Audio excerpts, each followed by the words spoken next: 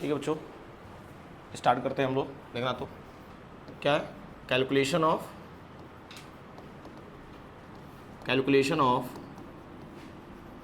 Half life period for zero order reaction. खूब ध्यान से समझना बच्चों, calculation of half life period for zero order reaction. ठीक बताओ, इसके पहले आपने बच्चों डिस्कस किया पहले क्या, हाफ लाइफ टाइम, मतलब हाफ लाइफ टाइम होता क्या है बच्चों। ओके, हाफ लाइफ टाइम या पीरियड बच्चों, बात एक ही है। ओके, और इसका जो सिंबल होता है बच्चों यहाँ पे देख लेना, टी हाफ। ओके, इसका डेफिनेशन आपने क्या लिखा बच्चों, द टाइम, बोलो, the time in which half of the initial amount of the reactant is consumed। मतलब कहने का मीनिंग क्या है बच्चों कि आपका आधा ही रिएक्शन हो रहा है। इसका मतलब तो यही ना है बच्चों, क्या बोल रहा है, the time in which half of the initial amount of reactant is consumed, यानी जो 100% हमारे पास बच्चों रिएक्टेंट है वो कितना कंज्यूम्ड हो रहा है बच्चों, ओनली हाफ। तो उसके बाद से जो टाइम लग रहा है बच्चों उसी को क्या बोलते हैं हम लोग, हाफ लाइफ टाइम। ये बताओ, जैसे कोई रिएक्शन हो रहा है बच्चों जो कि 10 मिनट में 100% हो रहा है, लेकिन 50% ही हुआ, इसका मतलब क्या समझ रहे हो, आधा ही टाइम में हुआ बच्चों। ठीक है ना, और ये बोर्ड में बच्चों क्वेश्चन पूछता भी है, ठीक है ना, इससे रिलेटेड न्यूमेरिकल्स भी आते हैं। ठीक है, तो थोड़ा सा बारीकी से ध्यान देना बच्चों। चलो ठीक है, let us suppose a chemical reaction, let us suppose a chemical reaction. चलो ठीक है, हमने केमिकल रिएक्शन बच्चों सपोज किया ए से किस में जा रहा है, पी प्रोडक्ट में, है कि नहीं बच्चों। ये तो बहुत जनरल केस हो गया है। मान लो at time T equals to क्या लिया हमने, 0, तो यहाँ पे इनिशियल कॉन्सेंट्रेशन क्या मानते हैं हम लोग, C0, और यहाँ पे अमाउंट क्या रहेगा, 0 रहेगा। At time T equals to लिया था बच्चों, ध्यान देना इंपॉर्टेंट है, at time T equals to T, तो यहाँ पे अमाउंट क्या मिला था, x मिला था, और यहाँ पे ct इक्वल्स टू क्या मिला था, C0 माइनस x। खूब ध्यान से समझना बच्चों, एक एक पॉइंट काफ़ी इंपॉर्टेंट है। लेकिन अब यहाँ पे बच्चों एक और मैंने टाइम लिया, ठीक है, time t equals to T half, यानी टाइम क्या कर दिया, आधा कर दिया। टाइम क्या कर दिया, यानी कि मान लो जैसे कॉन्सेंट्रेशन हमारे पास क्या है यहाँ पे 100% है, क्या है बच्चों, तो मान के चलिए बच्चों कुछ यहाँ पे रिएक्टेंट बना, तो इसको हम लोग नहीं ले रहे हैं, इसको काउंट नहीं कर रहे हैं बच्चों। हम लोग काउंट किसको कर रहे हैं बच्चों, T equals to T half. इसका मतलब क्या है बच्चों, यहाँ पे 100% है ना, तो प्रोडक्ट हमारा कितना बना बच्चों, यहाँ पे 50%। कितना परसेंट बना, खूब ध्यान से समझना बच्चों, तो बताओ 50% बन रहा है यहाँ पे, ध्यान देना। तो यहाँ पे जो ct का वैल्यू होगा, ये तो 50% बनने का मतलब क्या समझ रहे हो, 100/2।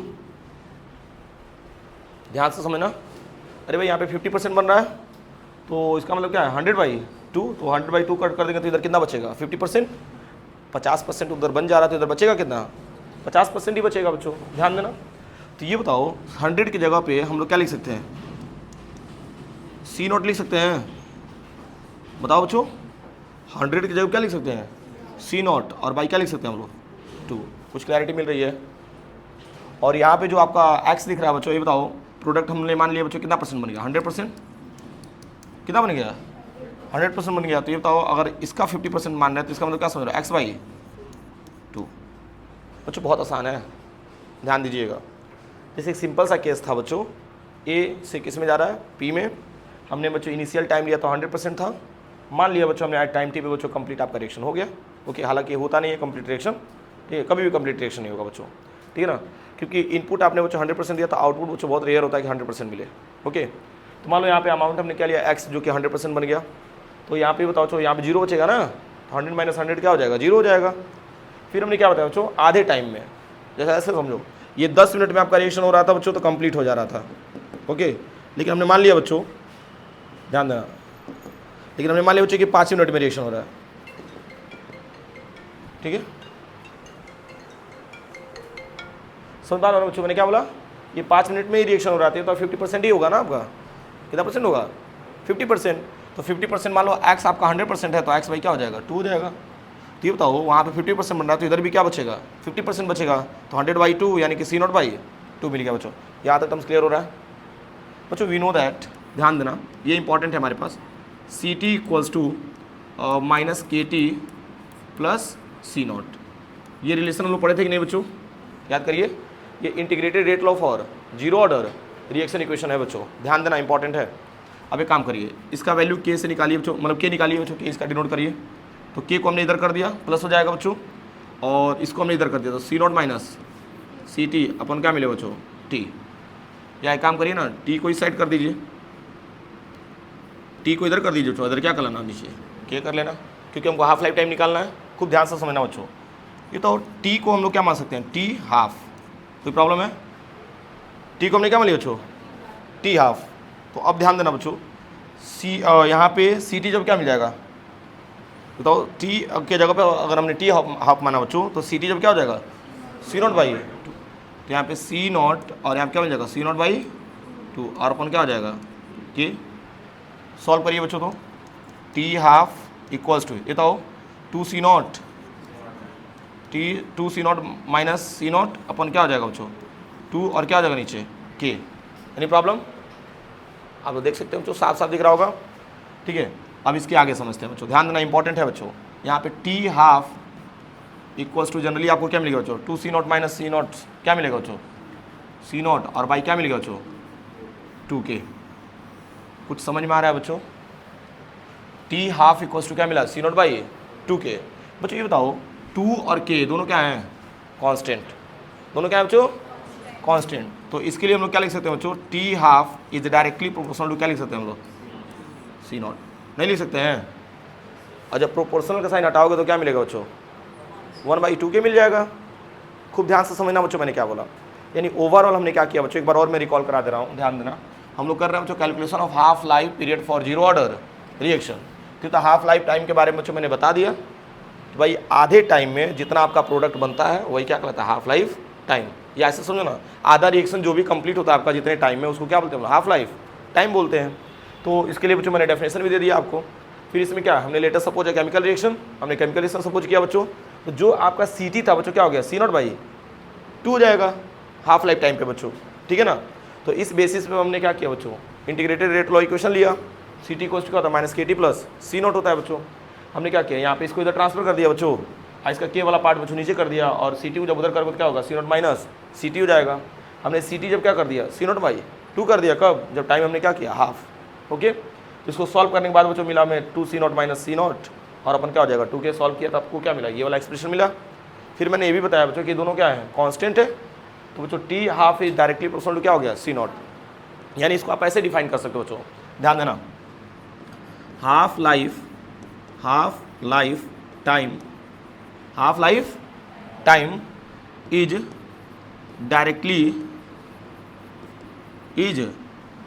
डायरेक्टली ऐसे लिखना पहले, sorry, half life time for zero order reaction लिखना, फॉर जीरो ऑर्डर रिएक्शन। बच्चों स्टेटमेंट को समझते जाओ कि सर क्या समझा रहा है। Half life time for zero order reaction is directly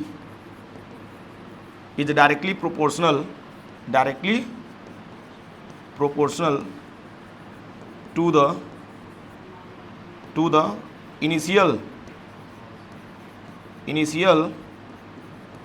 concentration of reactant।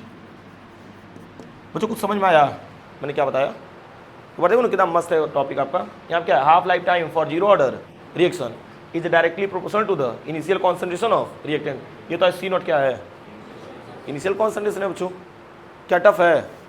बिल्कुल टफ नहीं है बच्चों, बहुत आसान है, ठीक है ना। अगर आपको टफ लग भी रहा होगा बच्चों तो एक दो बार रिपीट करेंगे ना तो और आसान हो जाएगा बच्चों हमारे लिए। या तो कोई प्रॉब्लम है क्या, कोई दिक्कत? तो half life time for zero order reaction के लिए हमने डिराइव कर लिए बच्चों। इसके बाद से बच्चों न्यूमेरिकल्स करेंगे, लेकिन उससे पहले बच्चों हम लोग काम कर लेते हैं।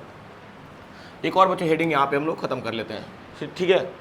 वो हेडिंग क्या रहेगा ध्यान से समझना, कोई बताएगा बच्चों? Integrated rate law for first order reaction, ठीक है।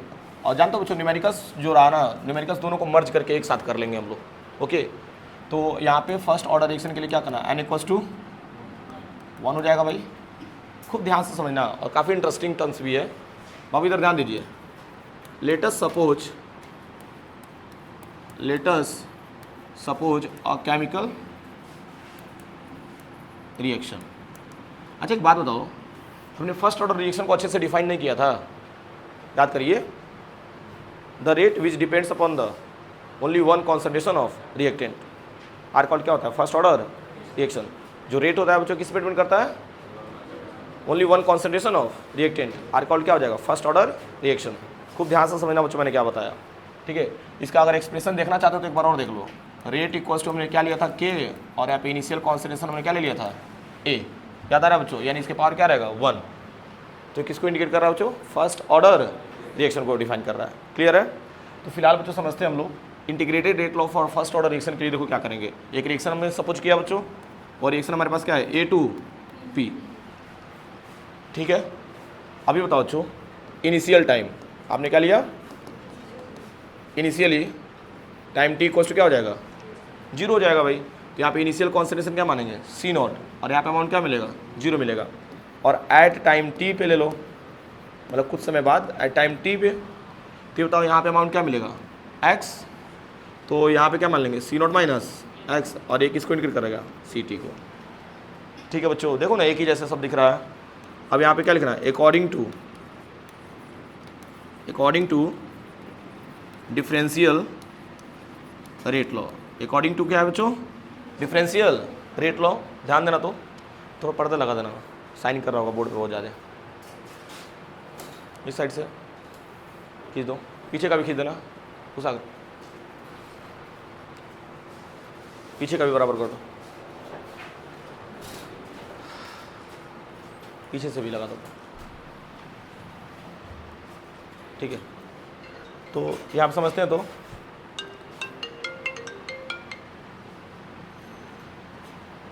हेलो, अभी तो क्लास ले रहे हैं, हाँ क्लास ले रहे हैं।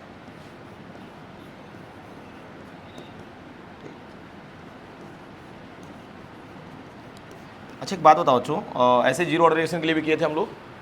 तो काम करो ना, रेट हो गया ए की जगह क्या मान सकते हो, सी कॉन्सेंट्रेशन मान लिया, तो माइनस डी सी अपन क्या हो गया डी टी, और यहाँ माइनस का सिंबल लगा लिया बच्चों, या तो ए रख लो बच्चों, minus D upon D T. Minus क्यों लगाया बच्चों, फॉर द रिएक्टेंट।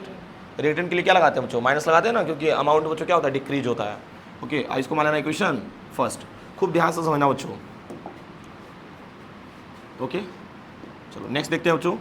इसके बाद से नेक्स्ट स्टेटमेंट रहेगा according to rate law. According to क्या है बच्चों, रेट लॉ। तो रेट लॉ के अकॉर्डिंग देखेंगे हम, तो रेट इक्वल्स टू हो जाएगा, ध्यान से समझना बच्चों, के, और यहाँ पे ए के लिए क्या मान रहा है, कॉन्सेंट्रेशन सी मान रहा है ना हम लोग, और सी के पार क्या मान लेना बच्चों, एन।